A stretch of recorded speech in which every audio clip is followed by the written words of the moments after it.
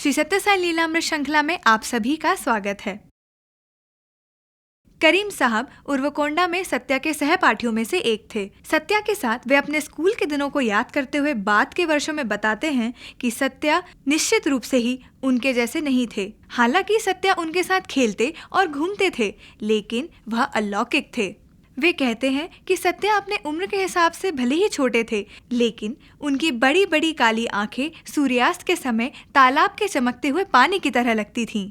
एक दोपहर हम सब खाली बैठे थे, ड्रिल का समय था, तो सत्या ने हमें स्कूल की इमारत के सामने वाले ग्राउंड में बुलाया, लेकिन हम सब ने जाने से मना कर दिया क्योंकि वह ग्राउंड बेहद सख्त और नुकीले पत्थरों से भरा हुआ था और वह जमीन बिल्कुल बंजर थी। करीम साहब बोलते हैं कि उस समय वे सब गरीब थे, उनके पास जूते नहीं थे, लेकिन सत्या ने सभी को ग्राउंड पे लाने की जिद की। सत्या ने कहा, देखो देखो मैं दौड़ रहा हूँ। सभी यह देख के आश्चर्यचकित हो गए कि सत्या कैसे इतनी पथरीली जमीन पे दौड़ रहे हैं, मानो कि वह मखमल की हो। लेकिन हमने जो देखा उस पे हमें यकीन ही नहीं हुआ।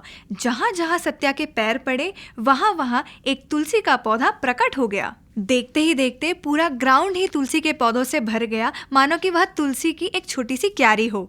हम दौड़कर सत्या के पास गए और तुलसी की इतनी स्फूर्तिदायक सुगंध के साथ हम रोमांचित हो गए। फिर सत्या ने बड़े ही प्यार से हमारी तरफ मुड़ के देखा और उनके चेहरे पर एक मंद मुस्कान थी, जिसको याद करके हम आज भी गदगद हो उठते हैं।